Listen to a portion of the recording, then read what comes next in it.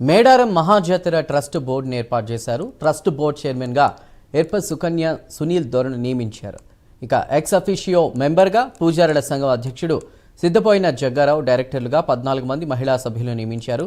Trust board సభ్యులతో EO Veeraswamy ప్రమాణ స్వీకారం చేయించారు. జాతరను విజయవంతం చేసేందుకు ప్రతి ఒక్కరూ సహకరించాలని మంత్రి సీతక్క కోరారు.